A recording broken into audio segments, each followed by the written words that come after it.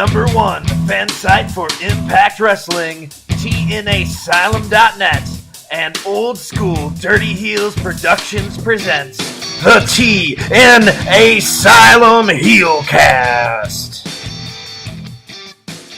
TNA HeelCast. I am your host, Sis with the most assist today, the RAV Raven Effect. I am joined here today on a special, not a special edition, but a special impact that we're reviewing. I've got the HeelCast brethren with me. As normal, I've got Numero 47. Numero, how's it going today? The Doctor of Style, I may add.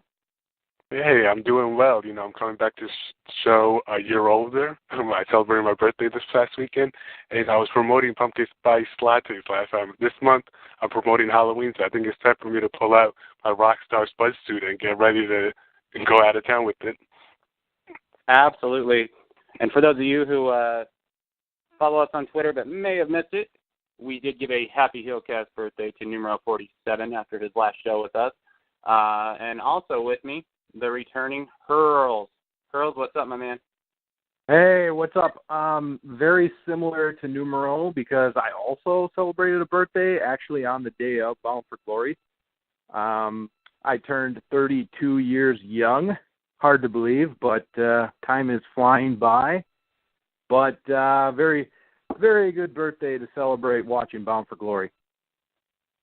I had no idea that it was your birthday on Bound for Glory Day, but happy birthday as well. Yeah, me neither. Happy belated. That's all right. Maybe next year I'll be with you, Numero, getting some messages. You guys didn't know. That's all right. Not at all. My Twitter didn't pop up and tell me either. And we are actually the same age, Charles. Sucks, doesn't it? Yeah. Father Time is starting to look you in the eyes and give you the middle finger. That it is, trust me. Well, I hope it will be just as cool as you guys when I get your age. No one's going to be as cool as us, trust me, buddy. Yeah, keep dreaming, pal.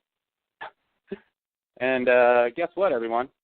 So, the HeelCast, when you're old school dirty heel, you are old school dirty heel for life. And we just happen to have a new face, a new member with us here for life. I want to give a welcome to the one and only, the brand new DK Drake. Hey, let me What's talk up? to you. Hi, it's good to be here. It's good to have you here. Welcome to the family. I'm definitely excited about that. Honored to be here and ready to talk about Impact. Well, we're glad to have going you on. forward. Good to be here. Good to be here. It was a little bit of adventure getting on here. Had some trouble with my phone and all that, but I'm here, so ready to go. Yeah, we're glad to have you on.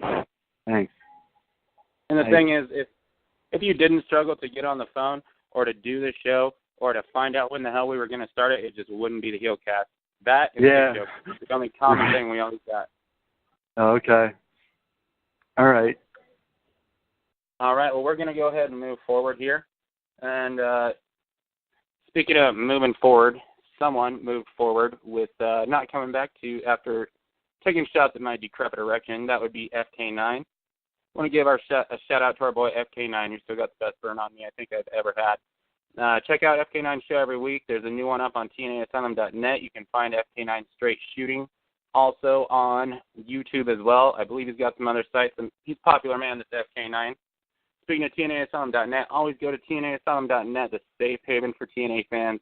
That is where every single one of us, minus Hurls, has met. But, hey, Hurls is one of us nowadays. So back off of him. But TNAsylum.net, go on there. You can check out the spoilers for Impact. You can get the TNA live discussion during Impact, always a blast. News discussion every single month. Everything is on there. Go to TNAsylum.net. Also want to give a shout-out to our friends at the King of the Mountain podcast. Check out King of the Mountain podcast. Just like FK9, just like us, real TNA Talk podcast. We just did a couple of shows with them for Bound for Glory with the preview and the review, and, I had an absolute blast. I want to give a shout-out to BQ, Kyle, and Will. I think Will is probably the funniest and smartest guy I think I may have ever spoken to. The guy's got just analogies for days. It was a blast, and we'd love to have you guys back on. And anyone that saw them, definitely check them out as well with us. And also check out our good friend Andre Corbeil. Andre, thank you for all your support. We appreciate you listening to us like we listen to you. You got the much bigger fan base, but hey, we still plug you. We appreciate it, Andre. And last, those of you on Facebook, get out my friend the chef, my boy, my homeboy, the chef, TNA Mafia Facebook page. Go there, check it out, give him a like. You always get some nice TNA stuff, some pics. Chef's at every show, everyone. Like, you get pics you don't really see elsewhere, some really cool stuff, and he's giving us a shout-out support to TNA. So check out my boy there. Now, I'm going to move on to the news of the week for TNA, and we don't really have a lot. However, I don't know if anyone has caught on, but Shop TNA has released a lot of new apparel, a lot of clothing, some hoodies, but a lot of shirts. There's stuff for Broken Matt, Brother Nero, the Miracle Mike Bennett, Eli Drake has a shirt out. Of course, there's a new EC3 shirt. You saw that on Impact with the hoodie. And last but not least, you can get your DK Tour shirt and hoodie there. DK stuff is really cool, too. Actually, I'll be honest, I like the merchandise for every one of these wrestlers. And not only that, they're also my favorites, but it's actually like really cool looking stuff. And the hoodies are really nice. And so definitely check out Shop TNA to get that stuff right now. And definitely just want to put that out there for everyone. Also, of those of you who don't know, definitely be sure to check out Shop TNA the entire month of November, which we'll probably cover in November a little bit too. But guys, we had a episode of TNA Impact, and it was a big one. It was right after Bound for Glory. And so the show starts off with the retaining heavyweight champion Lashley coming out. And basically, this leads to a bunch of other champions coming out, like Aaron Rex, Matt Hardy came out, Gail Kim came out. And then Billy Corgan came out, and guess what? He had our boy with him, the one that we started a petition to get back on television, the guy who came on and done the HeelCast, had roundabouts with Numero, ripped our entire fan base in a great way. Aiden O'Shea is now on TNA TV. It's good to see Aiden O'Shea get a character role.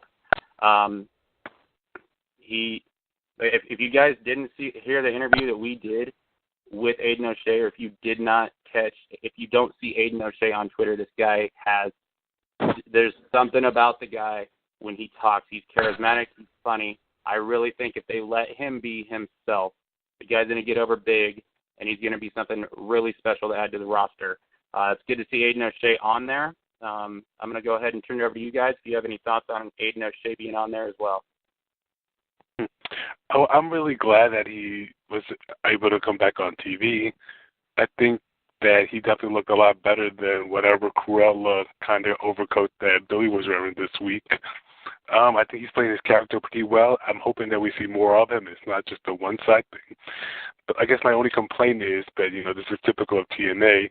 How did he sort of get in on this role? Did he sign up? I would have liked to see some kind of, maybe a job interview segment between him and Billy, just to sort of give Aiden that chance to sort of give off his character, know more about him. But I'm really liking this. It gives me this 50 kind of vibe to his character and his tone. We'll talk more about that later. Harold, did you want to say anything? Yes. That's actually. Yes. I really enjoyed this, that they're, obviously giving Aiden O'Shea something to do. It reminds me a lot of when Jim Cornette brought Matt Morgan in, where he was kind of his, someone who enforced the rules. And that's what I think Billy Corgan kind of needed, because he's going to be talking a lot of smack to wrestlers, but he's not going to be able to wrestle, obviously. So adding some sort of muscle to back him up on decisions that he's going to make, I thought that was a really smart move, and it gives Aiden O'Shea something to do, which we've been begging for. Finally, we're getting it. Obviously, they have the Chicago connection. Makes sense, and hopefully this will lead into Aiden O'Shea getting a lot more TV time, and hopefully we'll see him back in the ring very soon. As far as if I can jump in here, what I'd like to see, I'm glad to see him back. I would like to see him take over the talking role for Billy Corgan, because quite frankly, I mean, Billy Corgan is a great musician and everything, and I approve of his, he's done some great stuff for this company so far, but as a talker, he is a cure for insomnia. So, hello? Yeah, so I definitely agree with that. I would like to see, if you're going to utilize O'Shea, use the fact that he can be kind of a talker and a heel guy or whatever you want him to do. I'm not sure right now he's a heel. I guess they're kind of a face or a twin. I'm not exactly sure, but let him do the talking, because Corgan has said he doesn't want to be on TV. He said that, and this is an opportunity to give a talent TV time, let him be the voice of authority or whatever, and only bring Corgan out once in a huge while. DK, I like that a lot, actually, Mr. Drake already bringing the knowledge on us.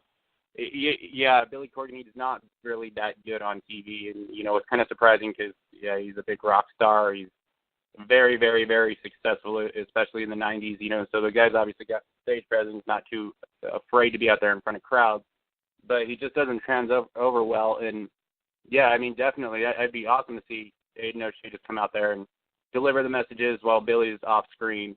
And, you'd probably see faces and heels get pissed at the guy. I'd probably get O'Shea in a lot of stuff. I definitely like that idea, and hopefully that's something we might get. What we did get told was that we were going to have every title defended on the show. And so that's where it led to, with every single title would be defended tonight on Impact. But before we go there, let's just go back to Aiden O'Shea, because Numero, you said that you would have liked to see, like a job interview or something. That makes a lot of sense. I mean, he just kind of randomly showed up there. Josh Matthews acknowledged it. But the one thing that they did at least do was they gave us an interaction between Aiden O'Shea and Maria where he called her Toots. She was trying to get back there to talk to Billy Corgan. Basically, that's what we expect from Aiden O'Shea. If you see him on Twitter, that's just kind of the way he talks. It's his gimmick. It's his shtick. It's funny. He didn't really get to unleash his true personality there, but let's just go ahead. If you guys have any thoughts, Numero, any thoughts on the interaction between Maria and Aiden O'Shea? I thought it was pretty funny. Again, speaking about his character, he saying the whole Toots, and while Maria's still being this prima donna kind of persona of, you don't call me Toots, I am the first lady of professional wrestling. He said, all right, Toots, calm down. Boss approved your rematch, and we'll talk more about Maria's match later, but I think this is kind of the kind of interaction we should be seeing from Aiden. And so to piggyback on what Drake was saying, I definitely agree that Billy is just not good on the mic, even though he is supposed to be this authority figure. So maybe we should give Aiden this sort of spotlight to carry on these kind of assistant, I guess, general manager roles. It gives him something to do, and he's pretty entertaining from what we've seen so far, anyway.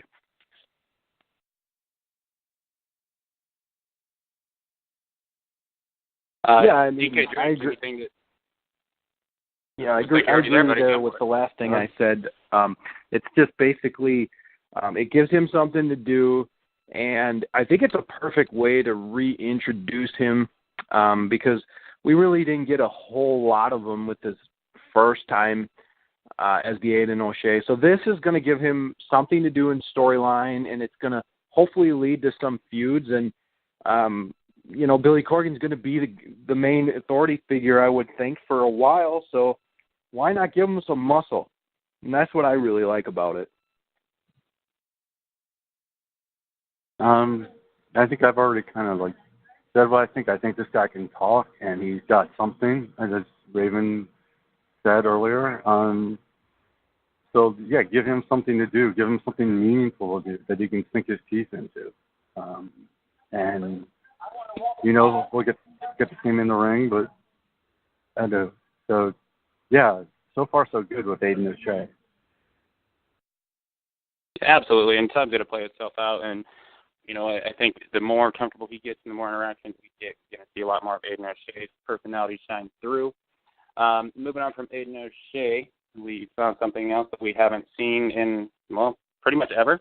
But so Team X Gold debuts, and we had the team of DJZ, Mandrews, and the non-X Division guy, Braxton Sutter, who they keep in the X Division for reasons unknown, defeated the Helms Dynasty and their partner, debuting Marche Rocket, Mr. M80, who belongs in the X Division even less than Braxton Sutter from what I saw. But, hey, we got the debut of Marche Rocket finally. There's a start. A good match. I'm very happy to see Andrew Everett and Mark Andrews get more TV time. What I'm going to say is I have no fucking idea what in the hell Team X Gold means. The point, it's a six-man tag. That's all we know. I don't know what's coming next. I don't know if we're getting new X Division faces or what. But we got a six-man tag that was pretty damn entertaining and talent that we would like to see on TV. But I still don't know what the hell the point or purpose or what this is. I'm going to send it over to Numero. You can go ahead and chime in your thoughts. Maybe you have a better idea what Team X Gold actually is about.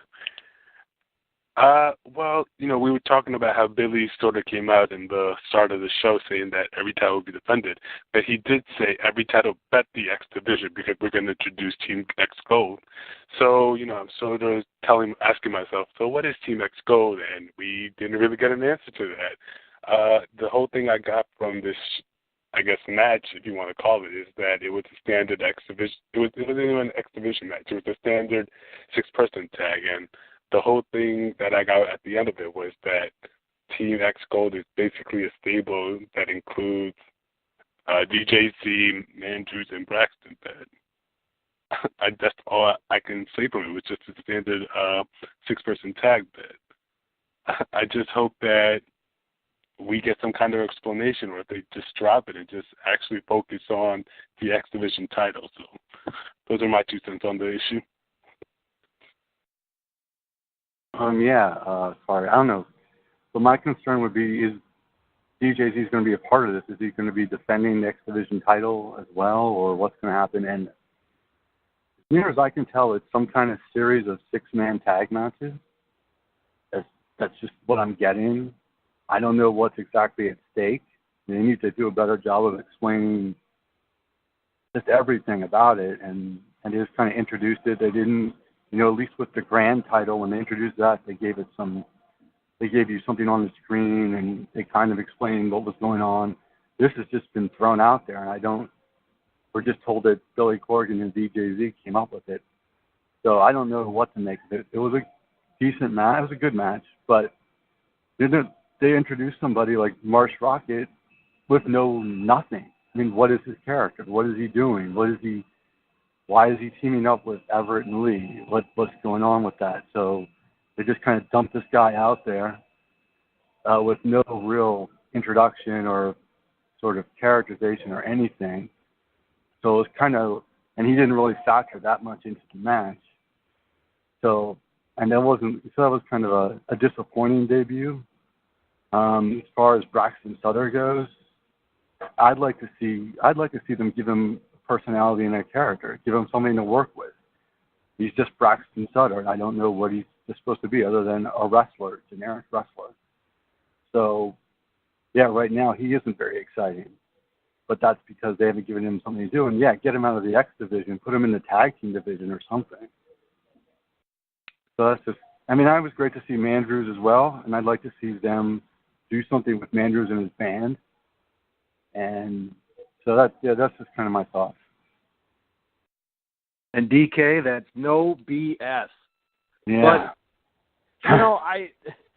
I like when TNA tries new things, and I like when they try to go against the grain. But the problem is we didn't know what they were actually doing, and all we heard was that Billy Corgan and DJZ came up with this Team X Gold, but they never told us what Team X Gold is. So there was a big disconnect there with, I think, a lot of people. The match was good, had no problems with the match.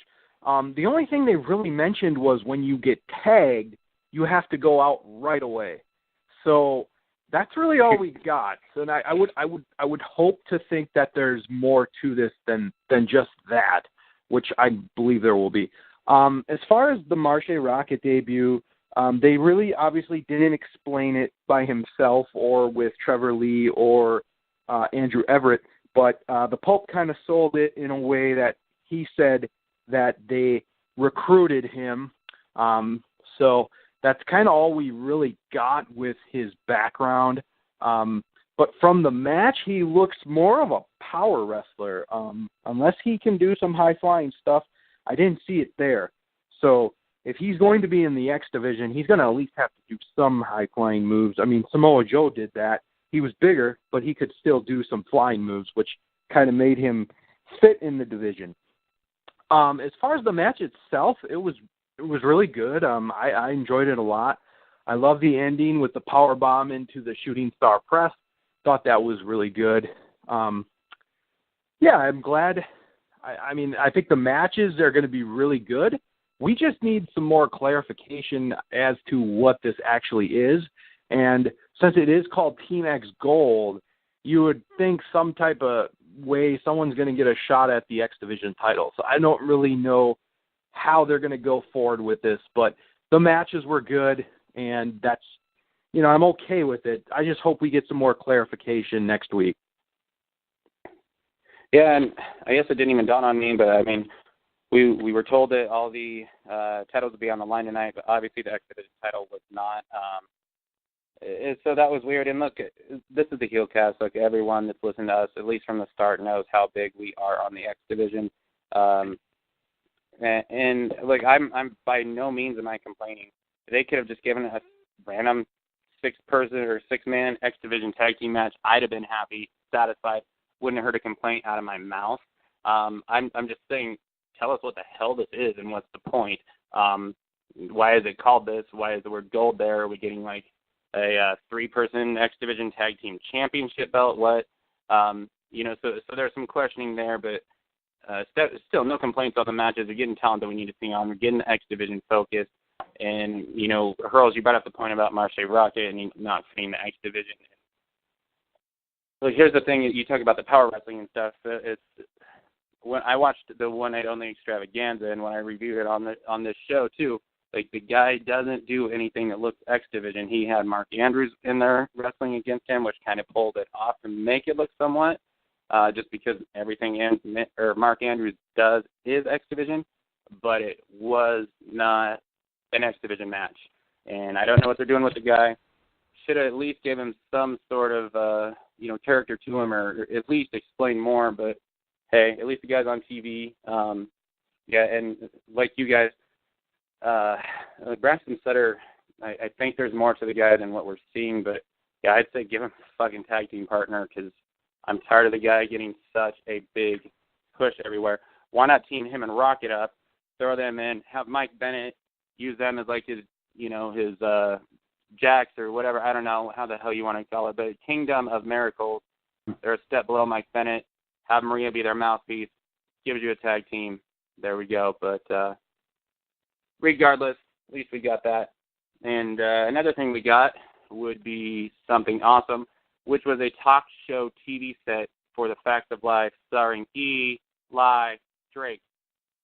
And the best guest he's really had, the star, the main man of TNA, their number one guy, EC3 was the guest. So basically, guys, we get Eli Drake doing his normal stick on the Facts of Life, which, other than the very first show, has actually been a great wrestling talk show that does its job with pretty much the best talker in wrestling in a lot of ways, in a lot of people's opinions at least. So during this, I mean, some of the highlights we had Eli Drake call EC3 a choke artist. Eli Drake also made light of the Rising. He mentioned Micah, kind of made fun of Micah for not being there. Said that basically he went out to say that EC3 was kind of given everything in the company to get to where he's at, whereas Eli Drake was basically supposed to be held down, and look at where Eli Drake has came. And so it definitely seemed to spark a rivalry and get under EC3's skin. And Eli Drake had said that EC3 is not on his level, and then he just kind of walked away. I'm excited about this feud, if that's where we're going, and I don't think it's going to get a whole lot better as far as on the microphone, and I'm going to kick this over to Josue. Oh, my God, Numero. and we will have Numero talk about his thoughts on the facts of life. Dummy, yeah. Dummy, yeah, we could have used that button right now. But anyway, I really like this segment. I think Eli Drake definitely has a lot of charisma to him. I know we sort of said before that EC3 was sort of kind of losing some steam ever since he turned face. You know, he probably doesn't have as much swagger as he did when he was a heel, but I think we saw some of that fire again in this segment, and maybe that's just because he's bouncing off the some of the energy that Eli's, you know, kind of throwing at him. I definitely laughed at the whole that Eli, you know, sort of poked fun at the whole ride, what was the rise, and that's, you know, sort of fell in the whole Mika thing. I think he sort of said Mika who, so that was definitely probably my highlight of this whole segment. I hope that we see more of it in the future. I think it's a way to sort of help build promos if we're going to keep this feud with EC3 going. I think it's something that I'm looking forward to because we know both of these guys can talk on the mic, and that when it gets into their matches, there'll be, you know, a reason for fans to care and get behind both of these guys. So something I'm looking forward to. I would say I love this segment. It might have been the best part of the show for me. And EC3 and Eli Drake as a feud would be awesome, but here's my only problem. Neither of these guys really, I mean, who gets the loss? Who wins this feud? Because, I mean, EC3 has kind of been, I mean, you know, he lost it down for Glory. He's kind of on a little downspin. And Eli Drake has been kind of stop and go, and they kind of want to push him, and he loses. I mean, he wins the King of the Mountain title, then he starts to, like, maybe build something with that, and then he loses it, and then he's kind of, like, losing in the number one contender, whatever. So, I mean, both of these guys have to be strong, in my opinion. I mean, Eli Drake's got the bound for gold title shot, so you can't make him look weak and come out on the losing end of it. But at the same time, EC3 has got to be, I mean, are you going to make EC3 your number one guy and go with him in coming into, you know, going into 2017? So my only question is going to be like a great feud with probably great promos, but, you know, who's going to come out on the losing and winning ends of it? That would be my concern. This segment was awesome. This was something where you would watch it and you could actually see the tension building between the two. And that's what really gets me as a wrestling fan. Like something that you have to suspend. You don't really have to suspend disbelief too much, because I thought the way these two interacted was just awesome. Like EC3 showed so much passion in this promo. You could believe what he was saying, and Eli Drake you could believe too, because sure, he was being a dick to EC3, but when he actually said, you know, I despise you for being so, everything was handed to you and whatnot, and I had to start from the bottom and, you know, scratch and claw my way to where I am. That was great. It was, you know, and the little things, like actually giving this like a nighttime talk show feel to it, I think added a lot to it too, not just like a podium in the ring. I think this looked a lot better, and I like it. The feud's going to be interesting.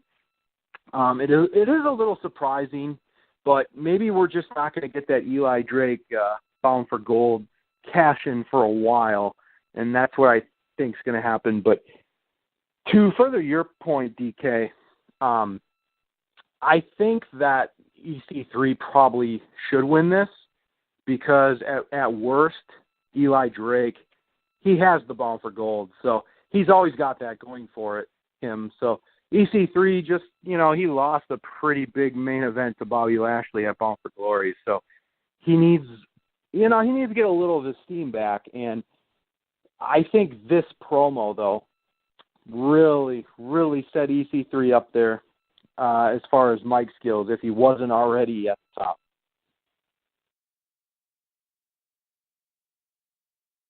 Yeah.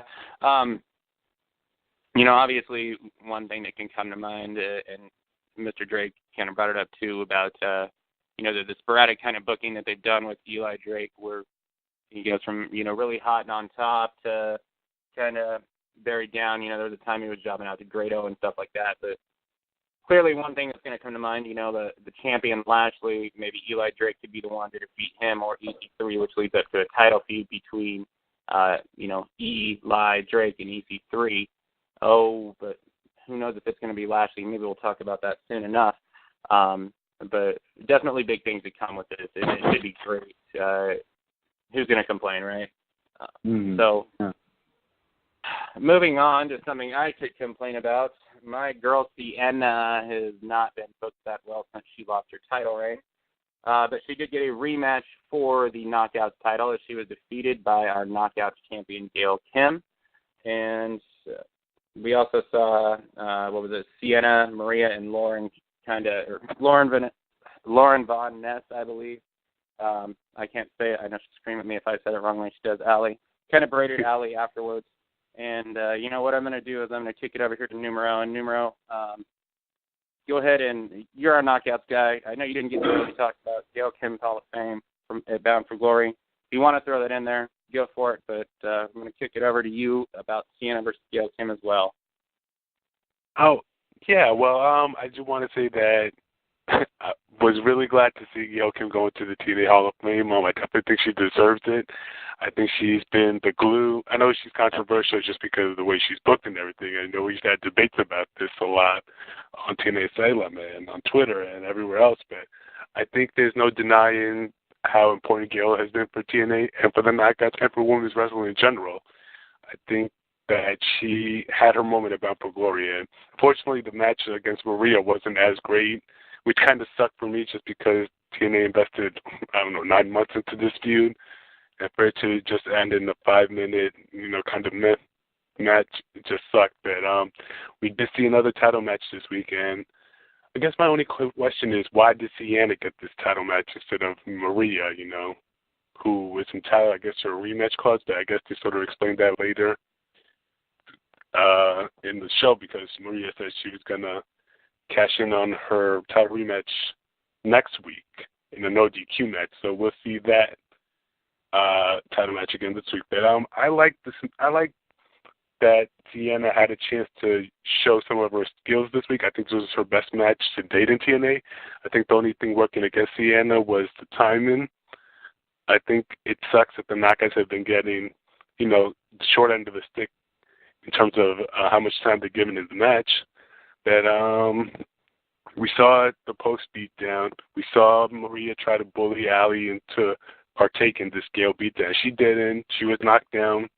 I just think the whole, berating Allie, has run its course already. I think it's time for Allie to stand up for herself, because the longer that she, tolerates this, the more, I don't want to say foolish, but I guess that's what I'm going to use, the more foolish she is going to look when she does finally, I guess, turn on Maria. I just don't want it to be a case where it takes too long that she's going to be seen more as a fool than someone who's finally standing up for themselves. Well, I'm going to rant on this, I'm afraid, a little bit here, because this annoyed me. I mean, Sienna, we've seen her eat defeat twice, once in a match, once when Gail kind of wanted to beat down, and now she just loses this match out of nowhere. She's supposed to be this powerhouse, supposed to be someone that intimidates and you're afraid of and everything, and yet Gail Kim just started beating her over and over again. I think she's been really damaged by this. In fact, and then the fact that she didn't have a title reign that was really worth mentioning, unfortunately.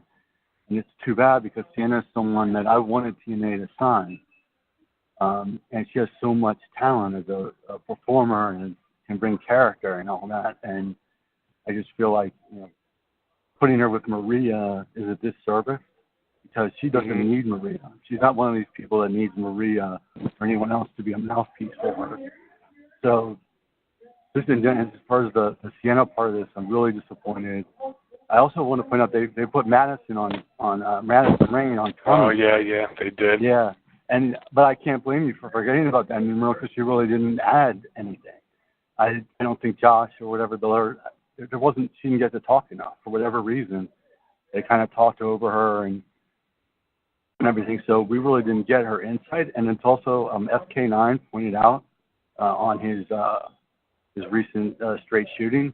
You know, she talks about how Gail and she are friends, and then when Gail's getting beat down, Madison's sitting there at the broadcast table and doesn't lift a finger. So there was some inconsistency there, I guess.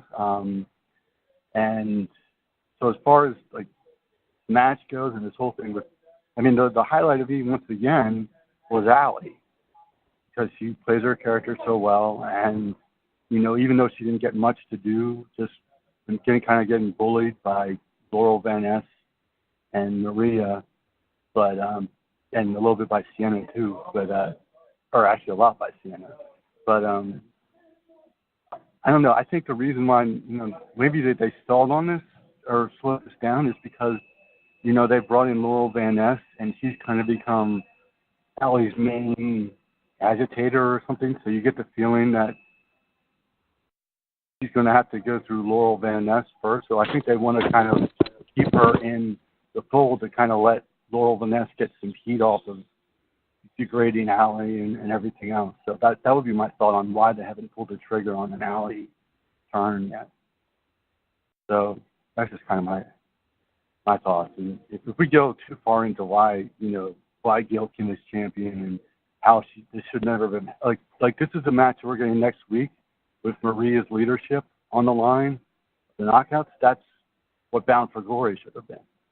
Instead of the title, take from Maria what she values the most and make it a no DQ match and everything. But I mean, putting the title on Gail makes no sense to me. And just that match was not good at Bound for Glory. I did see that match. That match was not great at all. It was not a Bound for Glory pay-per-view match. That was almost a match you'd expect to be taped for Impact, like not even a live Impact match. So I don't know. I'm kind of really concerned about how the knockouts are being booked and where they're going. So that's kind of I'll shut up now, but.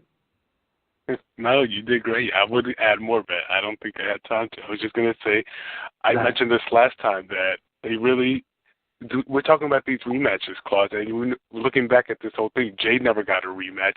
Allie never got a rematch. Sienna never got a rematch. So I would have preferred they made that into a triple threat match to at least address those rematch clauses that we never saw.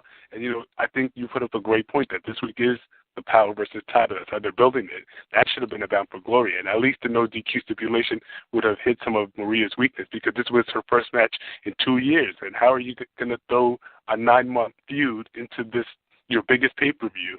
It just doesn't make sense to me. Other to just give Gail her glory moment, but she already had that glory moment with her Hall of Fame ceremony. But like I said, just to sort of add, some fuel to that fire. Yeah. Yeah, don't get me started on Gail and what is happening. I mean, because I respect Gail, I admire her.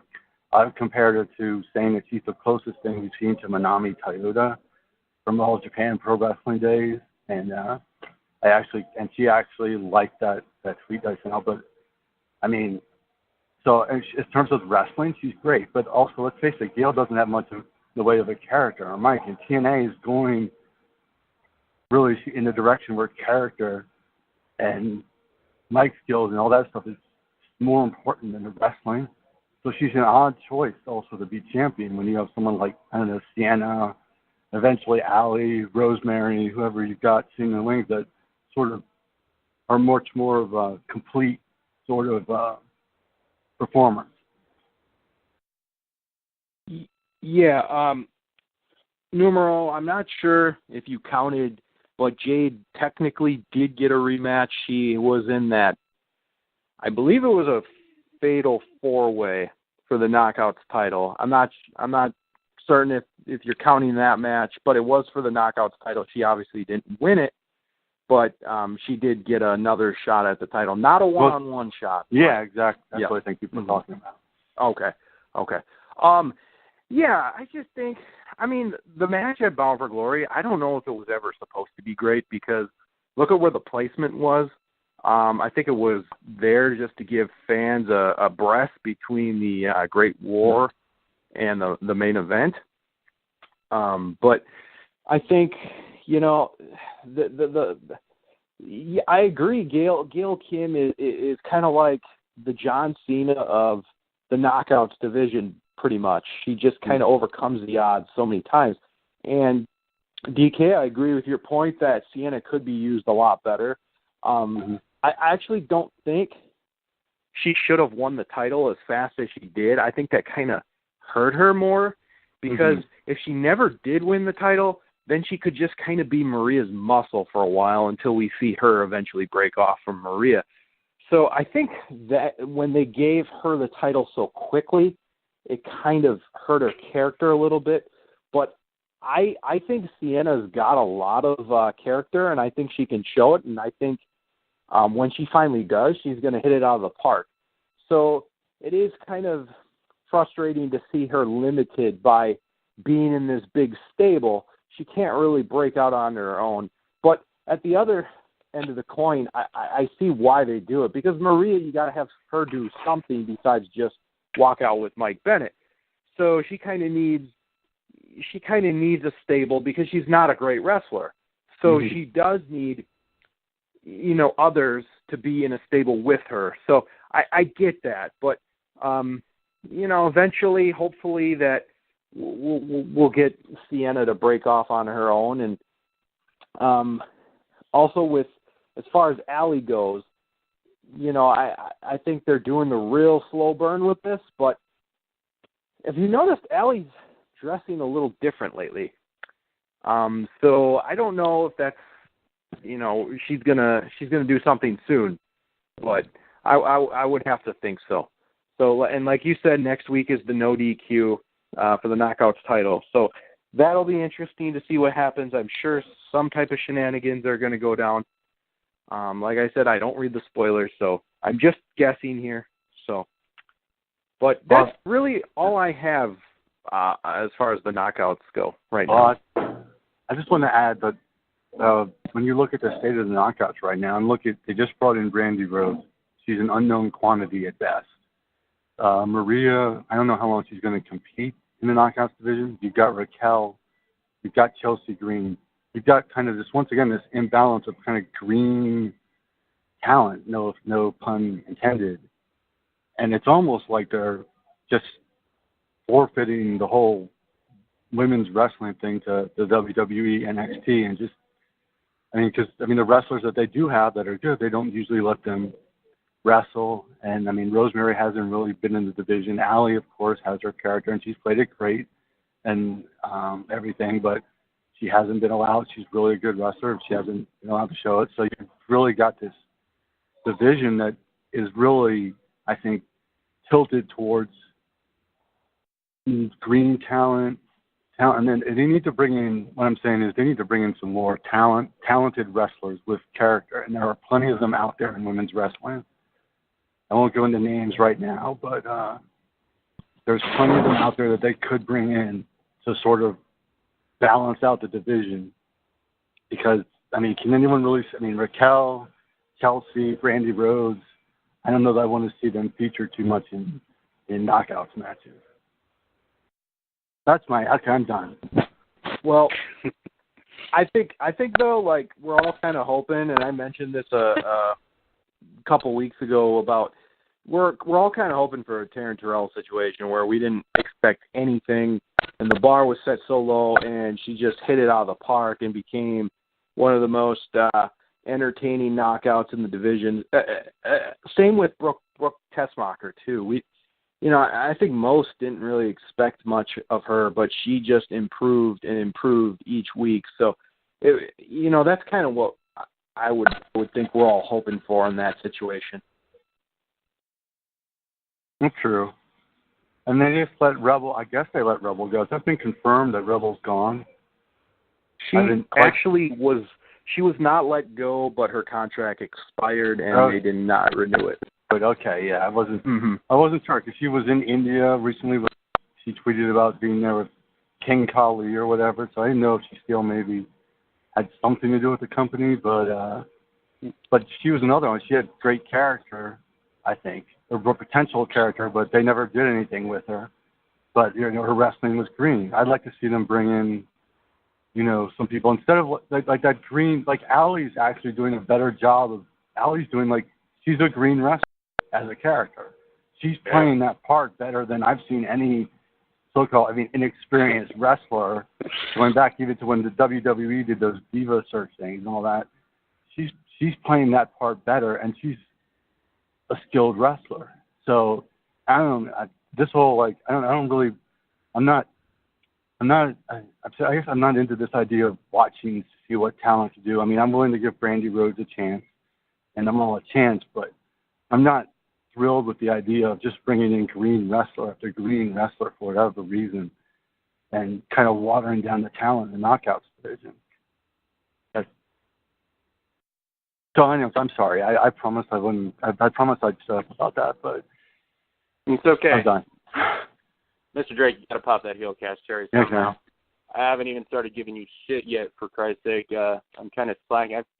Really, since the break, I've not been the same Raven effect. I've got to step up my game a little bit, but, I'll say this. You guys are talking about the green stuff, and, Raquel got mentioned, and look, from what I've understood and from what I've heard from people who opinion I trust that have seen Raquel as of late, from what I've heard, the girl's really, really improved, and she is, I've heard people say she's literally just about there, and, people have been blown away with how good I've heard that she's been from some reports. I know that TNA trusted her enough to throw her out there and let her come on to Explosion at these past tapings, and there may have even been a one-night-only match, but we are going to see Raquel in a TNA ring on Explosion at some point soon. Just some final things to kind of clean up here. I think when Allie snaps, I think it's going to be huge. I think it's going to get over. Well, I think this is going to be the most over babyface in this entire division by a lot, to be honest with you guys. I thought that the face turn would have happened by now, but I believe it was DK over here who brought up the Laurel Van Ness point, and that's a good point. That may very well be the case. I also don't understand why Sienna was never overly mad about Maria pinning Allie to get her belt back after the fluke win where Allie took Sienna's belt. Sienna was never pinned for it, but hey, whatever. It is what it is. And, the point about Madison Rayne being brought up, I'm sure Josh probably didn't want her to talk to. Everyone knows she's way too good for him to start with, and she doesn't need to outshine him at something else. But, the point that FK9 makes is a good one that you brought up. I will say just a couple months ago, we did see Madison Rayne attack Gail from behind when it had to do with the Knockouts Championship. Yeah.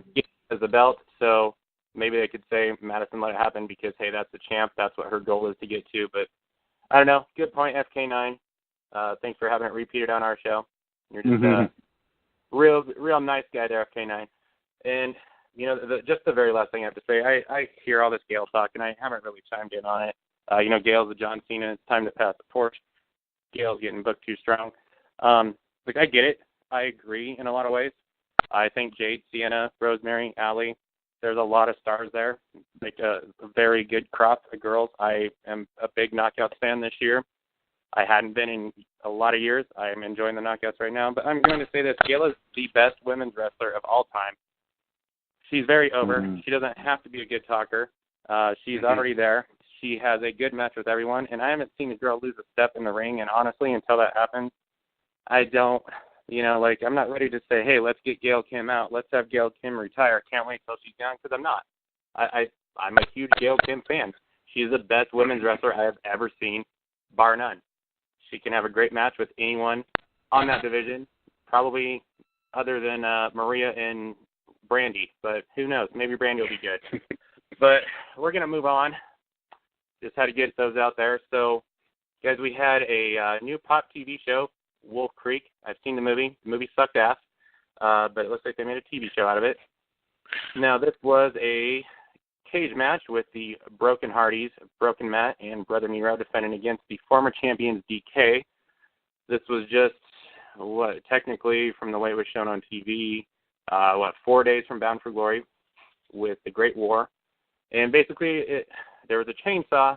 It was kind of like Lethal Lockdown with out the breaks and intermission where people come into the match, but there was weapons there, no top on the cage, but Broken Hardys did retain their newly won tag team championships. However, this was a crazy match. I caught the end of the match. From what I understand on the East Coast, a lot of you did not. Numero, go ahead and weigh in on the Great War. Or, I'm sorry, not the Great War, but the Wolf Creek Steel Cage match. Well, first off, I am glad to see some kind of cross-promotion between TNA and Pop. At least, it says that there's some kind of, ongoing partnership, unlike the whole, Destination America barbecue pit they try to, stick in when TNA were there. But I was sort of affected by the whole, I guess, cutoff match. I thought it was part of the whole Matt Hardy delete kind of stick. That I like this match. The only thing I would say is that you pretty much pointed out. For me, it was sort of like a smaller Lethal Lockdown with the chainsaw they just happened to throw in there. I think there was lots of spots that we saw, but I was able to catch the complete match on YouTube that Pop had put on their account, and I did like to see. I liked seeing Rosemary and Rebby still be part of the match. Rosemary coming in, showing no fear again. She's the reason why we're always pro Rosemary on this podcast. Sort of go up there and throw her mist up on Brother Nero, and then Rebby to come down and make the rescue. I think it was sort of a typical first title defense between these stables. But I really like this match. It was better than the whole deletion things because I haven't been a fan of those, but I'm glad to see that they sort of, toned it down a bit. It was a fun way to, include both teams in the rematch that it would be. But I hope that we see DK get back to, I guess, a new torch, so to speak, because I think their course with the Hardys has kind of, been done with. So I would like to see them move on to a new feud. It was a good match. It was entertaining in some respects. The stuff with Rosemary climbing the cage was great, and then kind of Rebby pulling her off the cage, or Rebby pulling her off the cage and kind of slamming her down and all that. I don't know. But I just don't like the way Decay has been kind of booked in this feud. It's been made to look, sometimes they're made to look strong, like the week before, or whatever, Impact before Bound for Glory, when they took all the Hardys out. But then, you have something like the Leader Decay, and they do all this damage supposedly to the Hardys, and then the Hardys just magically recover from it. I don't feel like the Hardys were made like the underdogs in this feud at all. I think Decay was the underdog, and they're the heels. You're really supposed to feel like Decay is this overwhelming force that the Hardys shouldn't really have had, or should have been searching for answers to. And I don't. So, while I like the outside the box thinking of this feud and all that stuff, I think the Hardys were both too strong. I don't think Rosemary should have. Rosemary's character has been damn. She struggled with Raquel. She she put Rebby through a table, but other than that, Rebby pretty much dominated that part of the feud. So I don't think, Decay has got unique potential to me to be something really big, especially Crazy Steve and Rosemary. And I don't think that they were necessarily handled great or have been handled great ever since they became tag team champions. So I don't know. I'd like to see something go on with them, some kind of reinvention to get them back on track and get them to be this dominating force that people are being afraid of. As far as the Hardys, what do they do now? Who do they match up with? There's not much of a tag team division in TNA right now, so I don't know what's next for them. But I guess credit to Matt Hardy. He's reinvented himself. Shep's kind of reinvented himself, and they've gotten over. So I have to give credit to them. So I actually feel like the Great War should have been the main event at Bound for Glory. But and I actually feel like on this show that this should have been the main event because you just weren't going to get anything crazier than this. And I don't think there was a need to put all the titles on the line. But that's just, we'll talk about that later. But anyways, that's just my thoughts.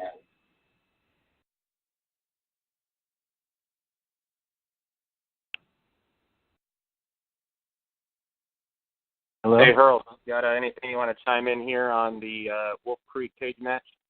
I think you might be speaking with mute on.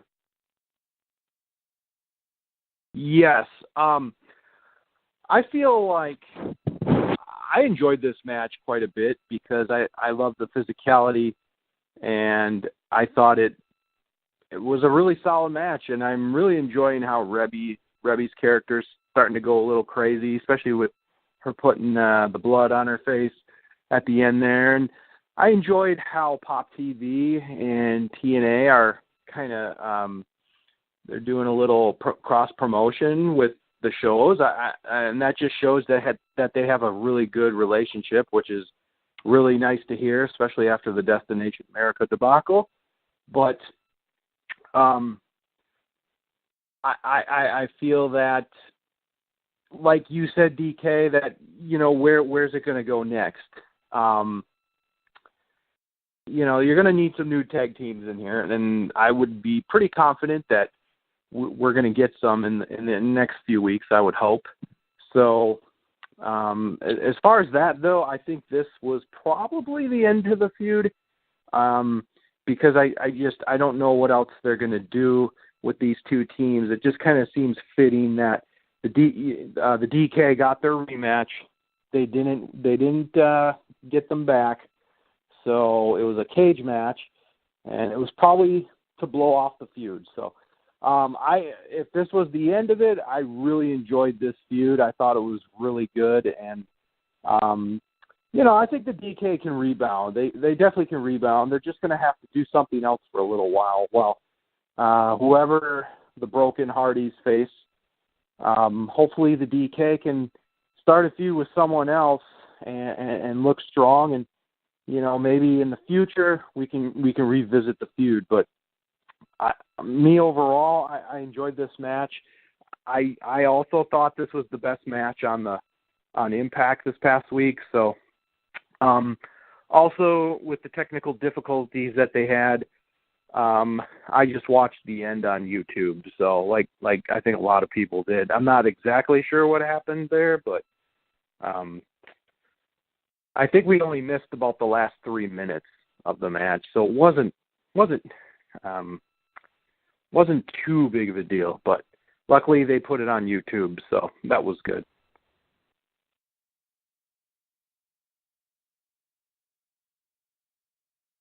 Yeah, it's this whole feud has been really good in my opinion. I think that there's still more that they can and should squeeze out of it, especially with the tag team division the way that it is. And you still have Rosemary there as well, and her and Reby. It seems like everything's not finished or settled yet. I would have liked to see the belts maybe go back and forth, or at least DK get a little stronger than this, because they've been the champs for a long time, and like they've been killing it on TV. Not that the Hardys haven't been, because good God, is Matt Hardy just taken over. But I also wanted to see DK get a little stronger of a push and maybe not have the rematch this soon. I hope there's more to come. If this is the end of DK versus the Hardys, if we're looking at heel tag teams, I think the best ones have to be the Helms Dynasty right now. Tribunal's out there too, I guess. We know the American Wolves should be back together soon, or in TNA terms, just the Wolves. If they're going to still have them just take on every team, there's Sharon Grado out there too. God knows why that would happen. Look, the Bromans are better. Jesse Goddard has improved a lot, so there's that as a team. But I think got to go Helms Dynasty and or the Wolves need to be the next two challengers if it's not going to be the DK for the Hardys. But, shout out to everyone in there because they're still tearing it up. And I'd like to see Rosemary get in the ring a lot more. But, to move on from there, we had the game changer himself, Cody. No Rhodes. His wife is Brandy Rhodes, Cody and Brandy Rhodes. So really cool stuff. So Cody comes out to the ring, really kind of puts over TNA, puts over Bound for Glory. He says something about TNA allowing him to play his music, and I got to be honest, that song is kind of like stuck in my head. I don't know one single word to the song, but I kind of like know the voice and the melody, and that's just been going on in my head for since Thursday.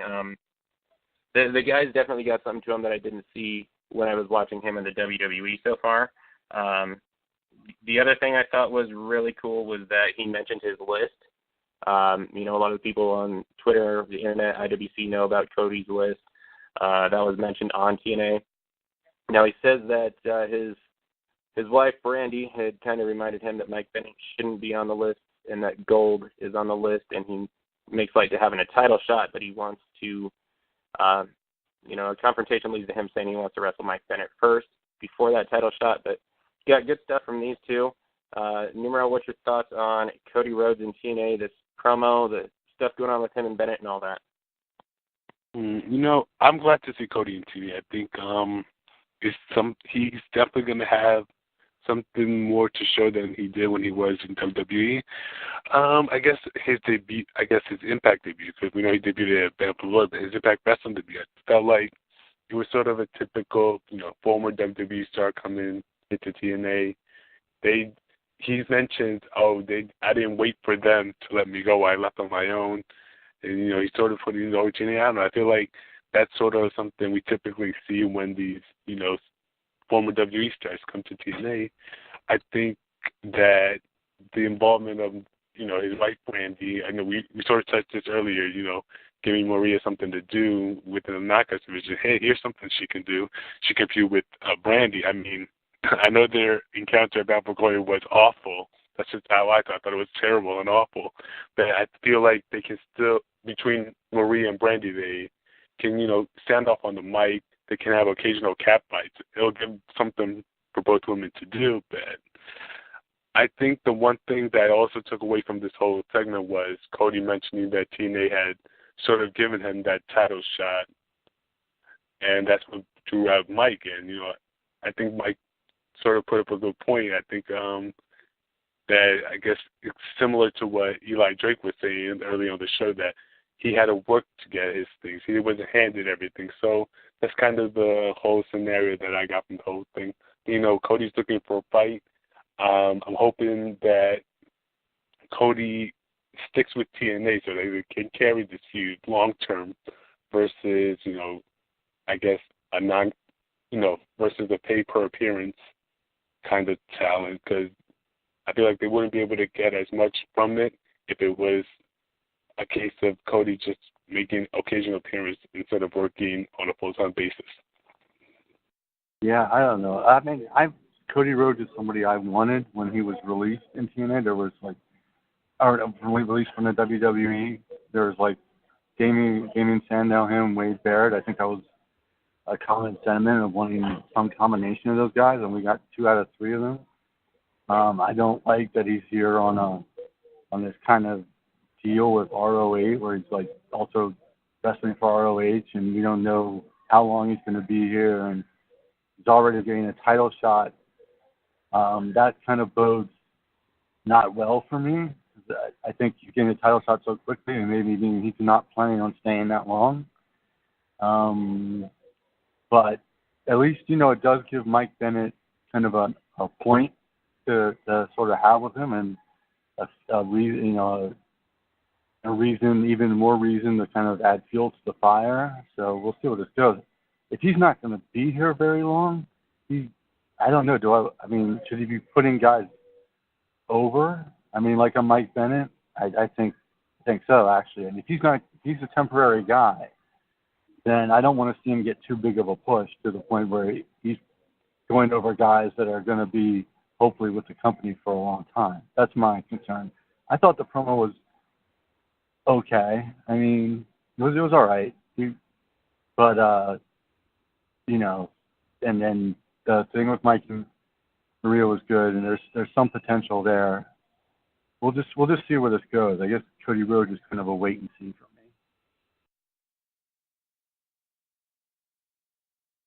I personally really liked this promo because to me, this kind of becomes one of the hot feuds after Bound for Glory, because it was kind of started at Bound for Glory, and now we have a feud that, you know, it's got some heat behind it. Obviously, after the EC3 Eli Drake talk show segment, we had a really another good feud to look forward to. But this is one that I thought these two are going to have some really good matches, and I'm really looking forward to Cody versus Mike Bennett. As far as, you know, Cody's promo, I enjoyed it. I honestly think he's going to do a couple of the matches in Ring of Honor, but I think ultimately he's going to be with TNA after that. I think he's going to sign with TNA long term, at least for a 2-year deal or so. When after the new year, he's probably going to see, you know, what the whole situation is in 2017. But I'm looking forward to this match. I'm looking forward to Cody, seeing what he can do without the WWE. I think he's going to do good things. That's really all I can really say. I mean, I'm looking forward to see how they're going to use him in this short little time, and then possibly what are they going to do to tease that he'll be back in TNA after the new year.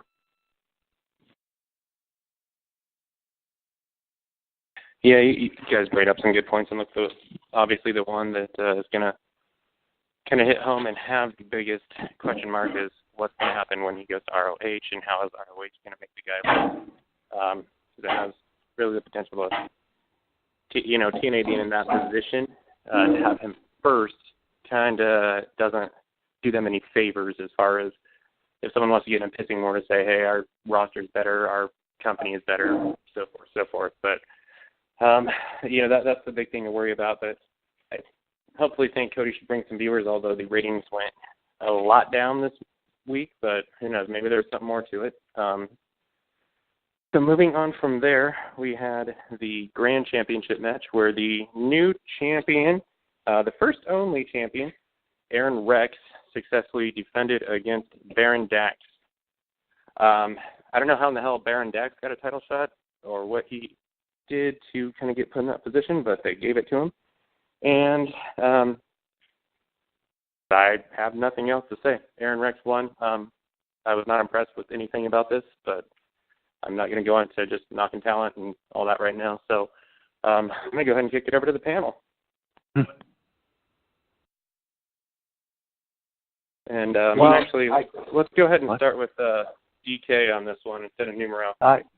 Okay. Well, I don't know. This, like you said, there wasn't much rhyme or reason to this match. It felt really random that a tag team wrestler, and not a successful one so far, has gotten like a single title match. It maybe shows that I think it kind of points to, they're really hurting, or sort of without Drew Galloway there, and without, Bram and James Storm. There's a kind of a dearth of challengers for him, with Eli and EC3 doing their thing now, and I don't know. They've honestly, I would have liked to see Eddie Edwards win this belt at Bound for Glory. I think that would have been more of a surprise. I think Bound for Glory was kind of booked paint by the numbers in terms of, who won. There was not a lot of surprises there. So, I don't know. This match didn't do anything for me, and it was just there, and it took up some time on the show. That's kind of how I feel about it. Yeah, I think this match really confused me for a couple of reasons.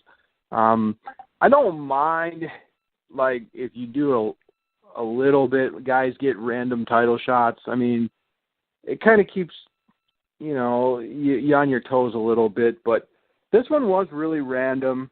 The other problem I had with this match was Baron Dax was beating Aaron Rex the whole match. And Aaron Rex, I think, had one move before he hit the, what's his finisher called? The King's. The submission move, and Yes, Can't it's like think of the he name. starts it off with a sharpshooter looking type, but he Yeah, doesn't yeah. turn it. Yep. Yeah. So I don't know. I have to rewatch what they called his finisher, but it was just a very odd match how he was able to beat Baron Dax so easily after Baron Dax was winning the entire match. I mean, I guess if it would have been a roll up, it would have probably made a little more sense because then he got a victory out of nowhere. But the match itself just really had no flow. And the way it ended, I think it just made no sense. I think Baron Dax, he should have looked a little stronger than he did, I guess, especially if he was beating Aaron Rex the whole first round of the match. So I was kind of disappointed with this match. I like the fact that we get to see different matchups, but it just didn't make a lot of sense with the way things ended. And so my thing with this is that I really don't have a problem with random matches. I know people complain about that a lot in today's wrestling. I don't, because I always say, look, the bottom line is everyone's competing for a championship. A random match is just like any, random fight in the UFC. You're fighting, you're wrestling to get that next step, to step up the ladder, to become the champion. But look, Baron Dax I don't think he's had a singles match. So it just kind of is like, why in the hell is this guy getting this shot? But I mean, at least they're trying to get the tribunal on TV or something like that. So it is what it is, I guess. So, to move from there, we kind of had a world title match. Now, what we were given was Lashley was to choose his opponent. He had three options. He had Moose, the man who they're trying to build up as, the most credible challenger to Lashley, some guy bigger, badder than Bobby freaking Lashley. The man that he just defeated, the 1%er, the ass-kicking machine, EC3, or that guy that he took on a while back, Destination X, defeated a couple of times, one half of the Wolves, Eddie Edwards. So, Bobby Lashley chose Eddie Edwards, and kind of insinuated that Eddie Edwards was the lesser, the easier route to retain his title. And, guys, we have a new TNA World Heavyweight Champion, Eddie Edwards, Mr. Die Hard, Eddie Edwards. I think the title reign of Lashley was fantastic. I think he was the best champion since Bobby Roode, if not the best champion in TNA's history. I think that's number one and number two. A lot of people aren't happy. I'm happy as hell, man. I love Eddie Edwards. I love the Wolves. I'm a bigger Davey guy than an Eddie guy, but who cares? It was refreshing. I wish it would have been a live show because the suspense was out, and I'll probably kind of say a story here after I let you guys go. But we have Eddie Edwards, new TNA Heavyweight Champion. I'm going to kick it over to the panel to give your thoughts on the match itself and the new fucking champion. Well, I think throughout the night we sort of saw that story. I think you sort of touched it already, Raven, that, him giving Lashley the option to select his opponent, he went with the quote-unquote easiest opponent, which was Eddie Edwards. And even before all this, we sort of saw Eddie, have that interview with Mackenzie Mitchell, sort of saying, choose me, Lashley, choose me, Lashley. We saw that kind of heart that Eddie has, and we saw that throughout the match. He did that dive to the barricade, which was insane. I think he really got hurt there, but I think it proved that he wanted to be champion. And I one who avoids spoilers too, but of course when it's something this big, it's something that it's hard to avoid. So for me, I was sort of, the shock value wasn't there for me because I already knew what had happened. That I sort of questioned the whole title switch happening on one of these tape shows instead of Bound for Glory, which was the live show. And even if it was semi-live, I would have preferred TNA to gone that route. But I'm not against the idea of it. I think I 100% agree with you that Lashley was definitely one of the strongest champions we've seen in TNA. And, I sort of see why some people are upset about it. that I'm happy for Eddie. I think he's been the company's man.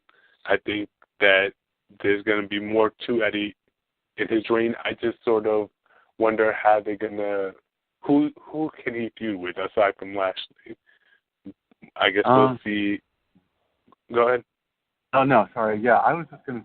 I like to build up to the match. Lashley is here's a guy that not too long ago nobody wanted to. People wanted to have a mouthpiece and all that, and he's really evolved and upped his game in every sense. I like the match. I like the story that they told. I would not have taken the belt off Bobby Lashley at this time because they have something different in Lashley, or they had something different than what the WWE is doing. WWE is giving all the internet, AJ Styles and Kevin Owens and those guys their shot. And, Lashley is just this dominant champion who looks like a champion. If you were to line those three guys up, who looks more like, to most casual fans, a champion? Lashley. I feel like they didn't really scratch the surface with him as far as the marketing potential of him being their world champion and an MMA guy and all that and dominating champion. So even though I'm all for, I appreciate Eddie Edwards getting the belt. I appreciate this guy is a really talented wrestler, and he's worked really hard and kind of carved his own niche with Davey being hurt. The one kind of question this raises up is what happens if he's still the champion when Davey comes back? Will they still be the Wolves, or will Davey win a title shot? I think that's the intrigue for me in terms of if Eddie Edwards can keep the belt for that long. So it was it was done in I don't think Lashley was made to look weak or anything. It was done in kind of a fluke way that Lashley wasn't taking him seriously, and he kind of got surprised. The other thing, though, I have about this is they built up this whole Moose Lashley thing as the idea of Moose being the one guy that can stop Lashley. Well, now that isn't true. So where does the Moose Lashley thing go from here? Does Lashley get the belt back? Is it similar to the Chris Sabin situation where he just didn't have? He basically won it in a fluke manner and then lost it right back. Lost it right back. I don't know. I think they built a lot of interest in Moose versus Lashley for the title, and I'm just wondering, kind of where that goes. But I'm willing to give Eddie Edwards a chance. The guy's earned it, so we'll see.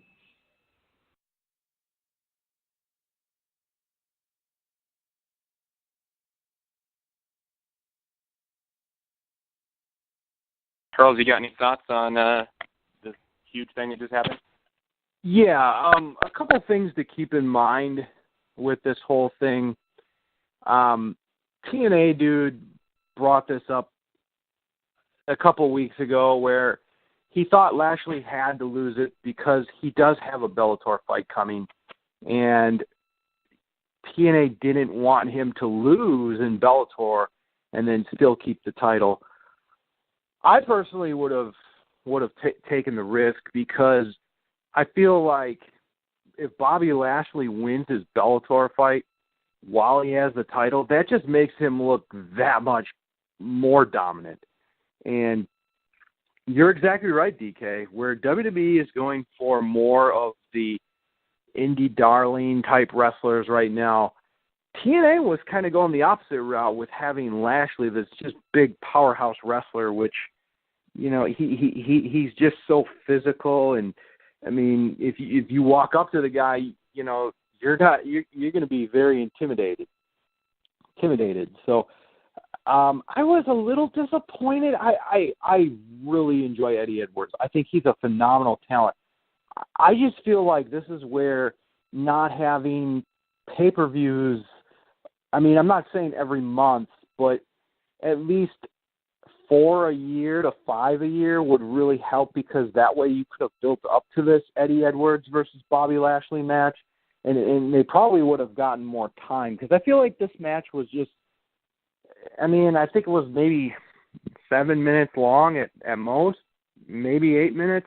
I just feel the match could have been a little longer, could have given it more time, could have, made it feel a little more special. And I would have liked to see at least some confetti too, because, that would have made the moment set in a little bit more. This just kind of came out of the blue, but we'll see how this goes. As far as Eddie winning the title, very happy. He's a phenomenal worker, and he's going to be able to work with anybody. I hope Eddie Edwards keeps this belt for a while. I hope it's not like a Chris Sabin situation, because the way Chris Sabin won it just looked really weak. I feel like Chris Sabin, and that's not his fault, it's just the way that it was booked.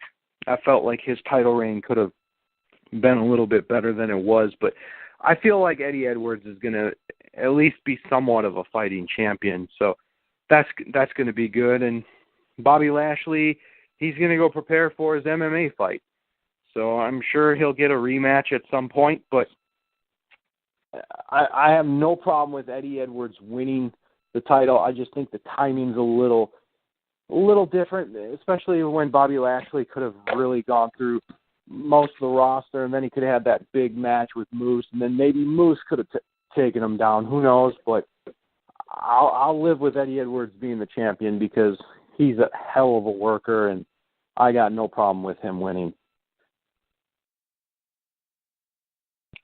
I don't have a problem with the guy winning either.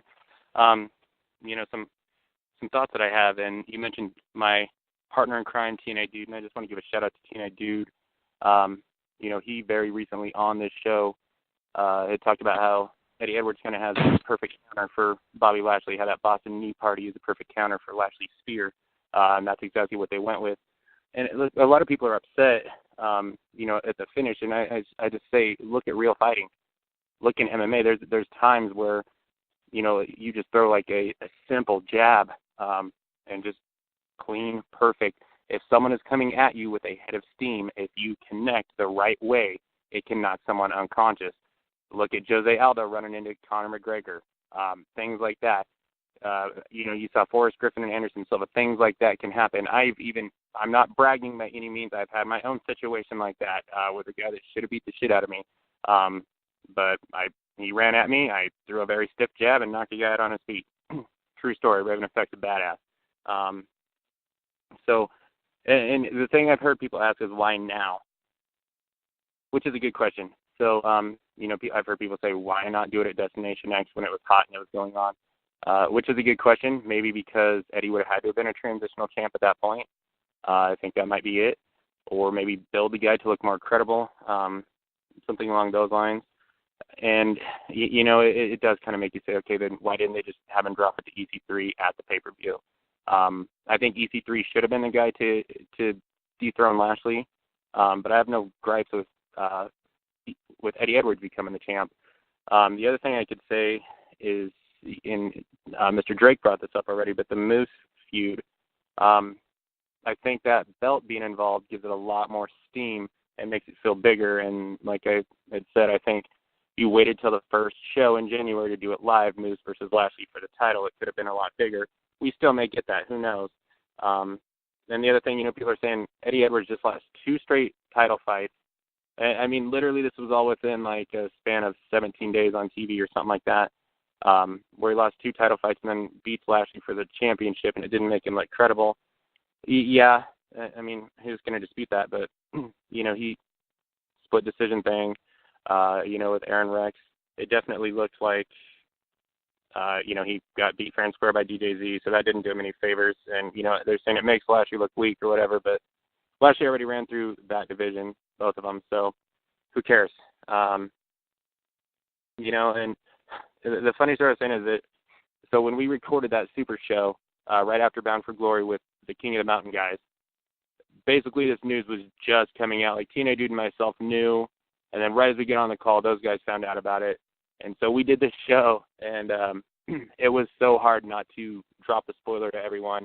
And I actually went out of my way to say, we're not going to see Eddie Edwards with a title reign anytime soon and things like that. So we do try and protect you guys. Just keep that in your consideration. And, the last thing, I love Eddie Edwards. I'm happy as hell for the guy. And I'm glad he's a champ. And, I've said I prefer Davey Richards, but that doesn't mean I don't love Eddie or don't think Eddie should be the champ. That's literally, it seems like a great person, great guy, getting his great moment. And congratulations to Eddie Edwards, the new world champion. I'm going to kick it to the panel here before I hit everyone with the sound off and say goodbye. So, any last things any of you have to say? Numero, anything you want to add?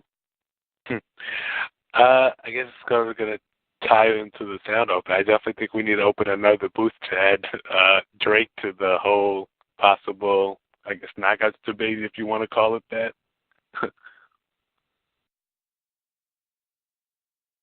I like it. Who knows? That's actually going to be something I'm going to bring up in a minute. But, hey, who knows? Maybe DC Drake's going to come on, too. Speaking of DC Drake, anything you'd like to add on your first show before we hit everyone with the sound off?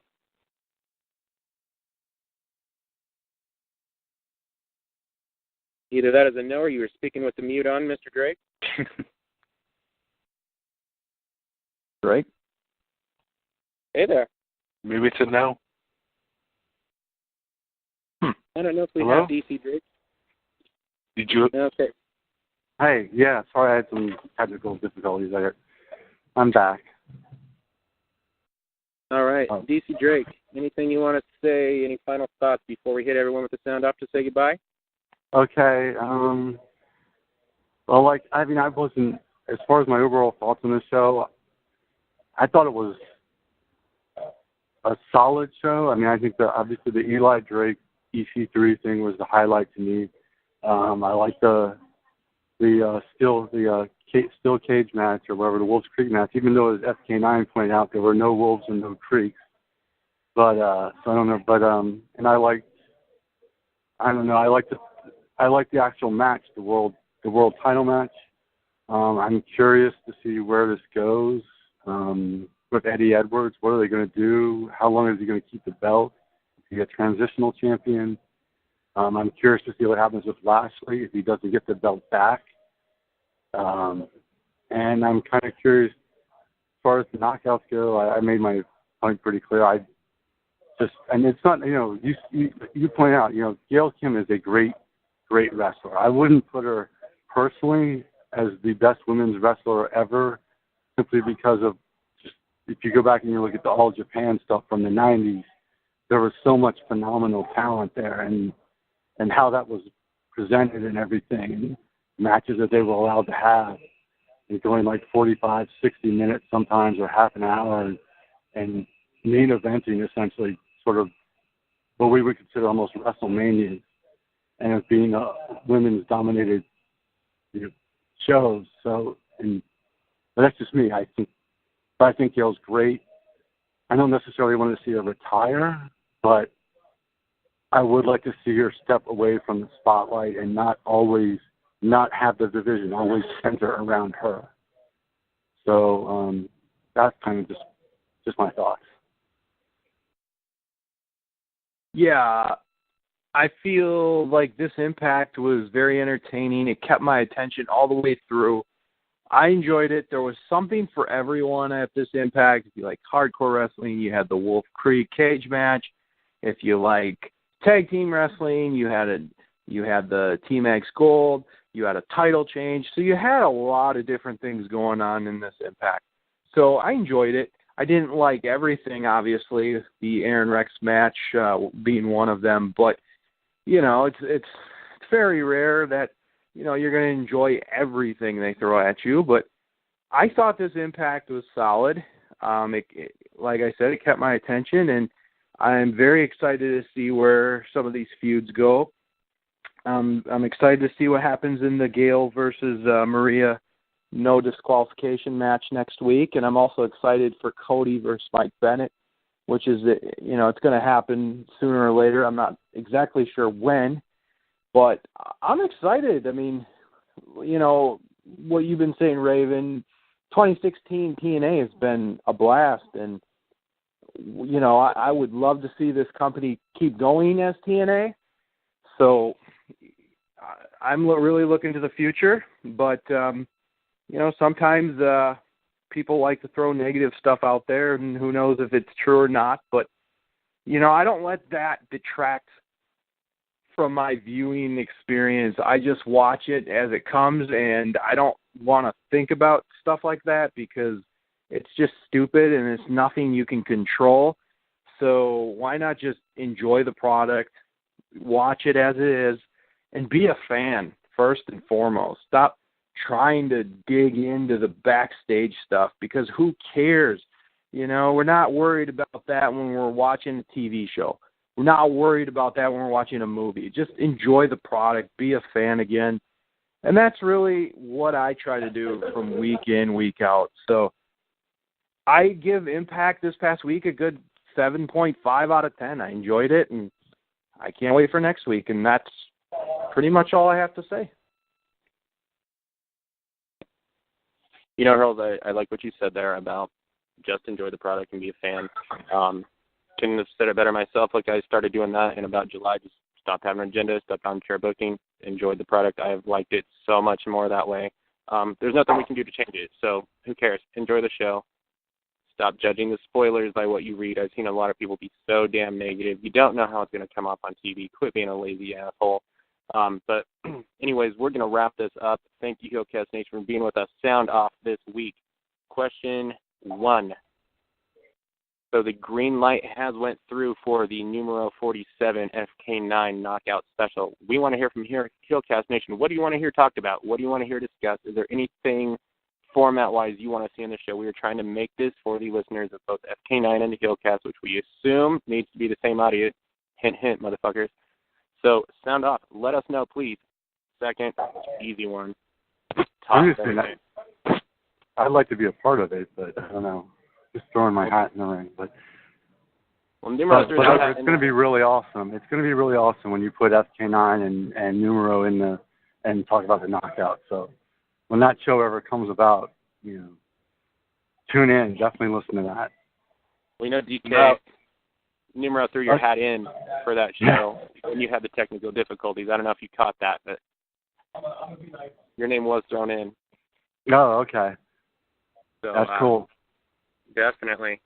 So those last one, the dead giveaway, the talk of everything. I'm seeing so much. Sound off. What are your thoughts on the new heavyweight champion, Eddie Edwards, in TNA?